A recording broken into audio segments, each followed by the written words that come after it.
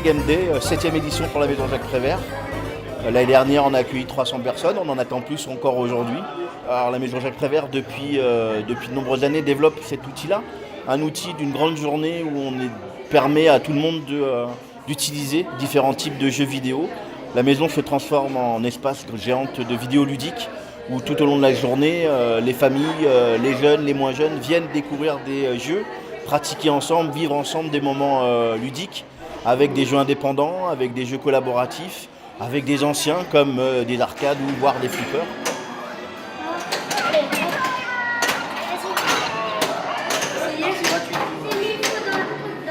Ici au Turbulence, je présente notre nouvel outil qu'on a depuis cet été qui est l'imprimante 3D. C'est une Dagoma, elle est fabriquée en France, mais on l'a reçue en kit et on l'a fabriquée avec des seniors. On était 4 à la fabriquer sur plusieurs séances. Et aujourd'hui, voilà, je montre un petit peu ce qui est possible de faire avec cette imprimante.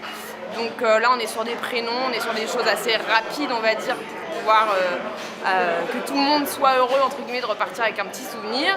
Si j'ai un morceau d'étagère qui est cassé, hop, je peux fabriquer une pièce qui va me permettre voilà, de remplacer, de cloner, entre guillemets, une pièce défectueuse. On a par exemple beaucoup d'imprimantes 3D dans le milieu du médical.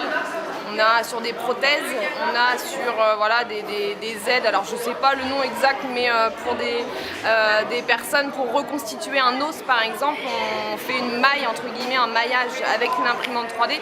On n'est évidemment pas sur le même principe d'imprimante, on est sur quelque chose d'un petit peu plus poussé et sur un autre matériau, on va dire.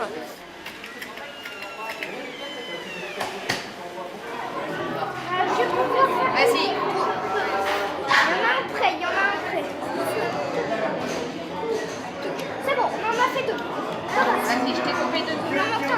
Je vais faire là, vas-y, près de... Aujourd'hui, Canopé était présent effectivement pour encadrer des ateliers lors des turbulences numériques à destination des familles et plus précisément à destination des enfants. Donc il y avait 3 possibilités pour les enfants très jeunes, l'utilisation de dessins effectivement animés et des utilisations d'applications assez simples à maîtriser et le livre numérique notamment.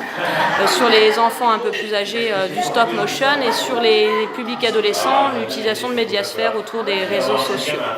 On présente également des applications qui nous paraissent intéressantes dans le milieu éducatif et qui permettent de mettre l'enfant en action autour des tablettes, alors seul ou en utilisant différents médias, mais qui ne sont pas forcément des jeux fermés. Voilà.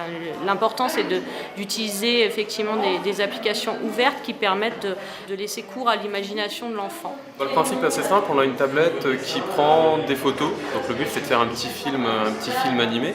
Donc on a une tablette qui prend des photos et puis il suffit de bouger la scène, de reprendre une photo, de rebouger la scène. Donc on fait déplacer des petits personnages, des voitures, des robots.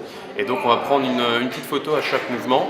Et puis à la fin de toute la prise de photo, eh bien, on les a finalement mises les unes derrière les autres et ça fait un petit film en fait, de montage. On travaille beaucoup de choses, notamment bien sûr la créativité. Voilà, faut écrire le scénario à l'avance. Donc on a un gros côté de création et ça permet aussi de travailler beaucoup en groupe. De travailler ensemble sur tout le projet. Donc, on travaille beaucoup de petites choses et c'est un côté ludique finalement avec les tablettes qui sont là en support pour prendre les photos qui est intéressant. Et donc là, hop, voilà. La majorité perçoit que le numérique aujourd'hui traverse tous les champs de la vie et demain encore plus. Si on laisse ce qu'on appelle les GAFA, Google, Amazon, Facebook et les autres, uniquement maîtriser cette question-là, alors ça va poser un problème social, ça j'en suis convaincu, et surtout un problème démocratique. Alors que si les gens apprennent à maîtriser le numérique quand ils touchent à leur vie, j'étais ce matin à la Criée, où on a vu que la Criée de Dieppe avait été une des premières à être informatisée. Et puis hier on était avec Thomas Pesquet qui nous a expliqué pourquoi il avait créé une chaîne YouTube et pourquoi via Facebook il avait envoyé tant de photos, parce qu'il avait choisi d'utiliser ces supports numériques pour communiquer, pour sensibiliser sur le devenir de notre planète, pour sensibiliser sur les sciences. Et donc, l'enjeu, c'est de montrer aux habitants qu'en maîtrisant le numérique, ils maîtriseront davantage leur vie. la différence de la journée professionnelle, la journée du samedi des Game Day, elle est là pour faire découvrir le jeu qu'on peut, avec les familles, avec les enfants, avec les parents, où on peut vivre ce moment-là de façon familiale et on peut jouer ensemble, vivre ensemble ce moment-là. Donc l'objectif premier, c'est de faire jouer des papas, des mamans et des enfants ensemble dans un grand espace. Et de profiter aussi du matériel qu'ils ne peuvent peut-être pas avoir à la maison, d'avoir des grands écrans, de vivre de façon très rigolote ce moment ludique. Peut-être qu'avant on le faisait de façon individuelle. Donc l'objectif il est là pour nous, le plaisir familial avant tout.